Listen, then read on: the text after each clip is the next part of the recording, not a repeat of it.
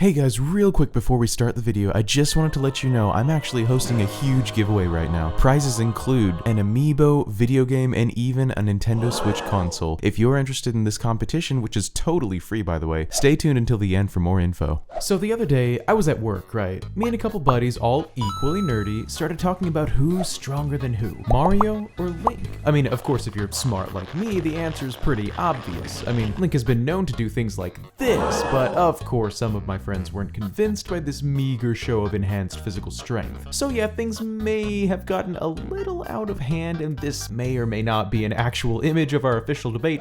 Don't look at that for too long, you might catch our stupid. But anyway, all that talk made me think of other strong characters in the games. In the recent Zelda game, Breath of the Wild, Link has to battle all sorts of tough enemies. I mean, there's literal living rocks, giant cyclopses, and even super swole centaur horseman things. And in Mario games, our favorite plumber has his own fair share of swallow boyos to stomp on, the biggest and baddest of which would be none other than the King Koopa himself, Bowser. So then it hit me. Another way to determine which hero is better is by the enemies they each face, and how those enemies fare against each other. Link has to face the livid Lynels, and Mario has to save the princess from the terrifying turtle. So the next question is, which fire-breathing baddie is badder? As in, stronger. Also, yes, I would have gone with Ganondorf versus Bowser, but that's kind of already been done. Also, Lionels are kind of fan favorites, so, you know, fan favorites for the win.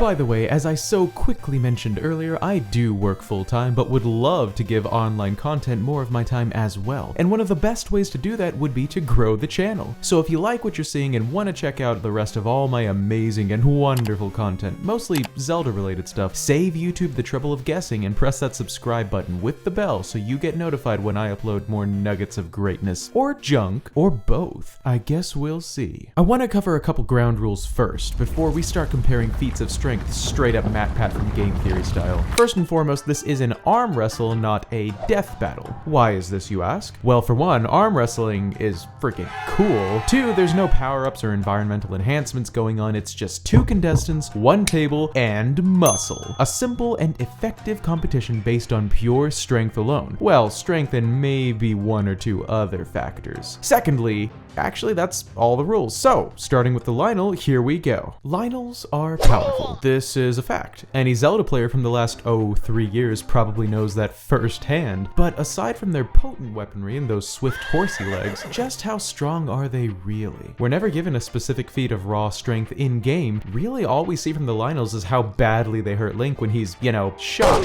or torched, or lunged upon. But when it comes to seeing exactly what they can do with those pump-action guns, sadly, we're shown very little. But that little bit might just be enough to get a good estimate going. You see, every Lynel is equipped with an arsenal of weaponry that ranges from the Lynel bow, to the Lynel sword and spear, to the downright terrifying Lynel crusher. And on top of this, each weapon has its own mighty and savage upgrades that make them even more fearsome, both in appearance and damage. That's a lot of damage! One thing that you may have noticed about these weapons is that they're rather large. I mean, especially the Lynel crusher. And these guys swing that stuff around like it's all made of styrofoam. Of course, we smart people know these weapons are definitely made of a highly durable metallic substance, but something that massive must be, like, massively heavy, right? So in true matpat fashion, let's try to figure out just how heavy, say, a savage Lynel crusher is, so that we can try to determine the strength required to swing one around like that, and therefore try to put a numeric value on just how strong a Lynel really is. Okay, so first things first, what metal is the savage Lynel weaponry made of? As we can see in-game, in the description of the savage Lynel crusher, it mentions that it is immensely heavy due to being forged from a rare metal found in Death Mountain's peak. Now, we don't actually get to see much in the way of precious metals in Breath of the Wild. When we do,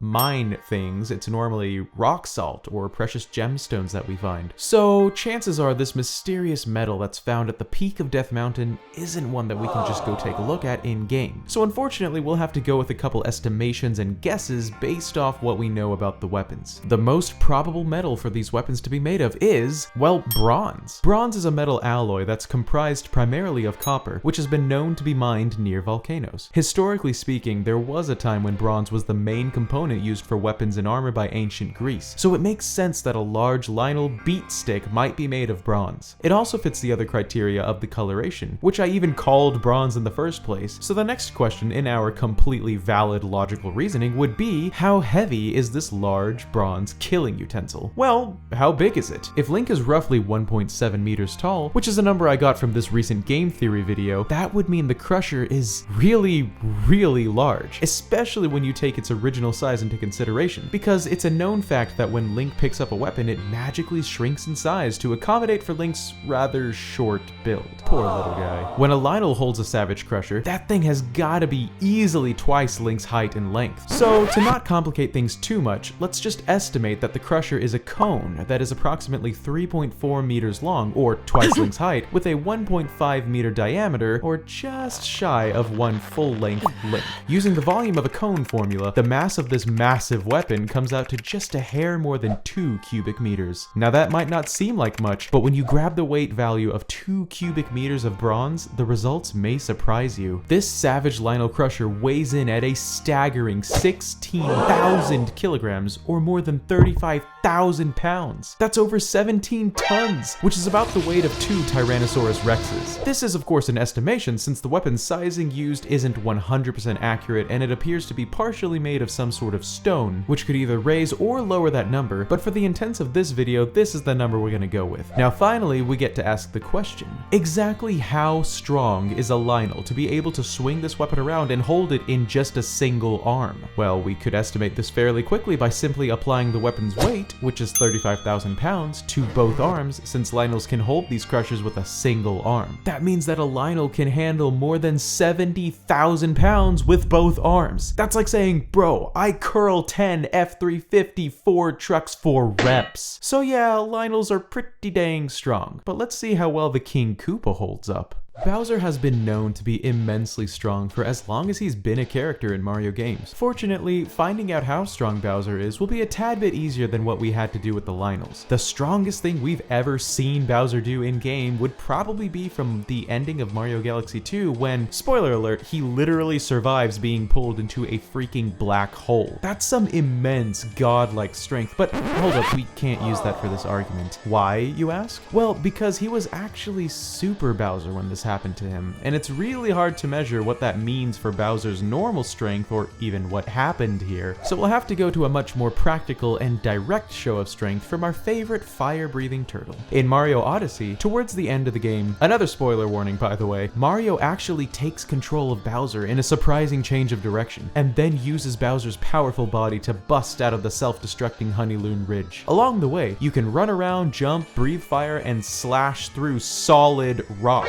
Yeah, solid blocks, a rock. Yes, he does have claws that help with this, but it still requires an immense amount of pure strength to accomplish, especially over and over again. So let's start estimating. First off, how big are the blocks o' rocks? Well, Bowser has a height of approximately 8 feet tall, judging from his appearance in Super Smash Bros. Ultimate and this video comparing him to real-life President Bowser. You know, the human one. These blocks are just barely taller than he is in-game, approximately 1¼ times as tall, so we'll estimate their height at 10 feet even. Finding the cubic volume of a cube is pretty easy. You multiply the height times the width times the depth, which for a cube will all be the same number. So 10 times 10 times 10 is 1,000 cubic feet, or 28.3 cubic meters. Now, in order to save some time, we're gonna assume the rocks from Honeyloon Ridge are the same as rocks from the moon, which are very similar to rocks from here on Earth, meaning I'm going to assume they're just made of common stone. The formulae for determining how much force required to pierce through solid rock is really rather confusing and would take forever to explain, so in order to save even more time, I'm gonna jump to summing it all up, combining the volume of the rock with the amount of force required to break said rock, then dividing that by the precision points of his 4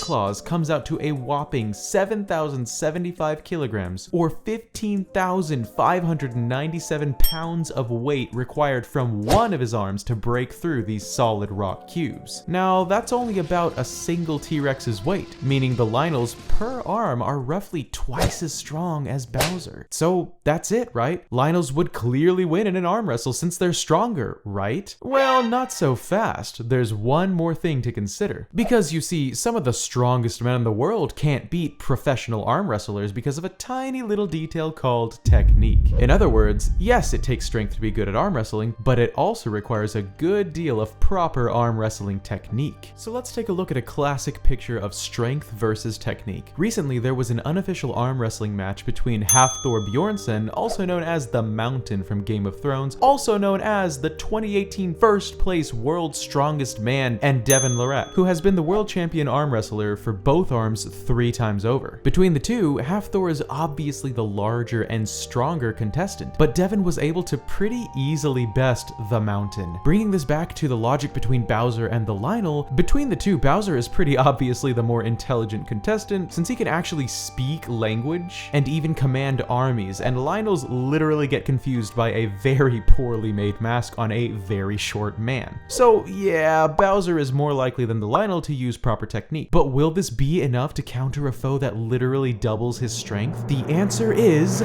yes.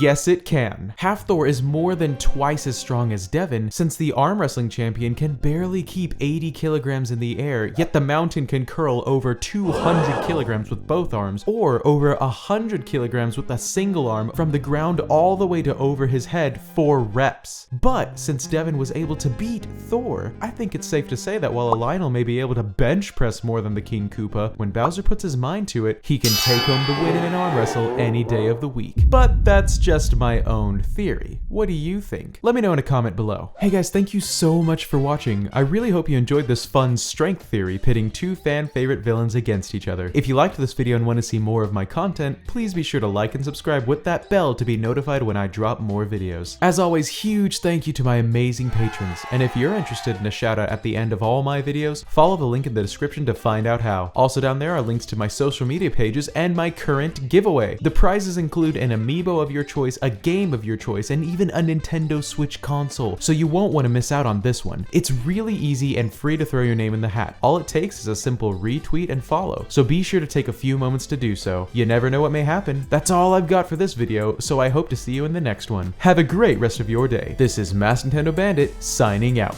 Peace!